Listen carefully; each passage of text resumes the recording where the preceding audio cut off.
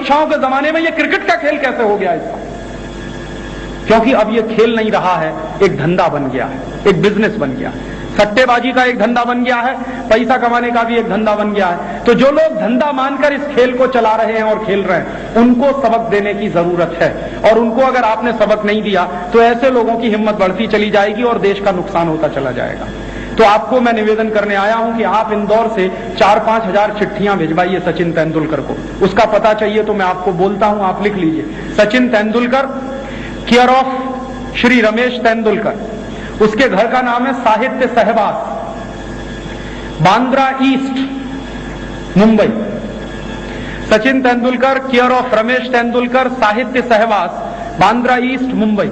और उसको चिट्ठियां जानी चाहिए। हम लोग सारे देश से ये चिट्ठियां भिजवाने का काम कर रहे हैं। और क्रिकेट कंट्रोल बोर्ड को भी चिट्ठी जानी चाहिए कि आपको किसी पागल कुत्ते ने नहीं काटा है जो आप अमेरिकी कंपनियों की एजेंसी लेकर बैठे हुए हैं। क्रिकेट का खेल कोई धंधा नहीं है और इसको आपने अगर धंधा बनाया है तो इसका भुगतान आपको करना पड़ेगा। हम लोग अभी तो उनको चिट्ठी के माध्यम से प्यार मोहब्बत के नाम से समझाना चाहते हैं, वो नहीं मानेंगे तो सुप्रीम कोर्ट तक हम उनको घसीटेंगे, हम उनको छोड़ने वाले नहीं। हमें मालूम है हम हारेंगे या जीतेंगे, लेकिन सारे देश के लोगों के सामने ध्यान में तो ये बात आएगी कि इंडियन क्रिकेट कंट्रोल बोर्ड काम कर रहा है अमेरिकी कंपनियों का प्रमोशन करने में और उनका धंधा बढ़ाने में। और ये बात अगर देश में साबित होती है तो हिंदुस्तान के लोगों को घृणा पैदा हो जाएगी और वो घृणा शायद इस देश के किसी हित में भी काम आ सके। और कम से कम उस घृणा में से एक नतीजा अगर ये निकले कि क्रिकेट का खेल देखना खेलना बंद हो जाए, क्योंकि मैं इसको एक बहुत ही बेवकूफी का खेल मानता हूं। 3-3 साल के बच्चे, 4-4 साल के बच्चे खड़े नहीं हो सकते, बैट लेके घूमते हैं गांव गांव में, गली गली। सड़क पे जरा सी देर ट्रैफिक रुका, विकेट लगाया, चालू हो गया खेल।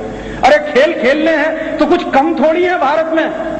कितने सारे खेल हैं, गुल्ली डंडा है, कंचा गोली है, क्या क्या खेल हमारे पास नहीं। खो खो है, रस्सी कूदना है, ये करना है, वो करना है। क्या फालतू का खेल हम खेलने में लगे जिसमें घंटों घंटों बेकार होते हैं, टाइम बेकार होता है, दिमाग तनाव में आता है, टेंशन आता है। 20 बॉल में 25 रन बनाने का उनको खेलने वालों को जितना नहीं होता उससे ज्यादा हम देखने वालों को हो जाता है। तो ये फालतू की बातें हमें क्यों करनी। और इन सब बातों से समय बचेगा, क्योंकि जब टीवी चैनल बंद हो जाएगा तो इस तरह की विकृतियां नहीं होंगी आपके दिमाग में। और जो समय बचेगा उसको आप राष्ट्र के काम में लगाइए, देश के काम में लगाइए, क्योंकि आज आपके समय की हमको बहुत जरूरत है। और मैं आपसे वही समय दान में मांगने आया, आपसे वोट मांगने नहीं आया, कभी आऊंगा नहीं। आपसे नोट मांगने भी नहीं आया। तो आप पूछेंगे क्या मांगने आए हैं? आपसे दान मांगने आया हूं समय का। एक दिन में आपके पास 24 घंटे का समय, इसमें से 23 घंटे आप अपने लिए रखिए, 1 घंटे का दान करिए। तो आप पूछेंगे हम क्या करें?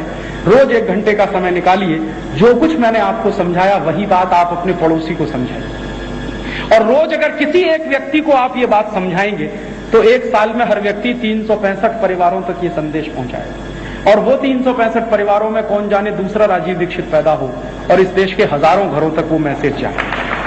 घर घर में, गांव गांव, गली गली में ये संदेश पहुंचाने की जरूरत है। और ये संदेश पहुंचाने का काम आपको करना है, क्योंकि ये देश के सम्मान का प्रश्न है, ये हमारी राजनीतिक संप्रभुता को चुनौती है, ये हमारी आर्थिक आजादी का प्रश्न है, ये हमारी सांस्कृतिक अस्मिता का भी प्रश्न है।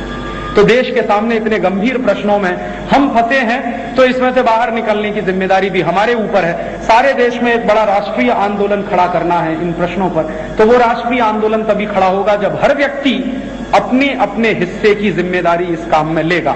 मैं आपसे कह सकता हूं कि कुछ नहीं करें तो रोज 1 घंटे का समय निकालकर किसी एक व्यक्ति को ये सारी बातें समझाएं।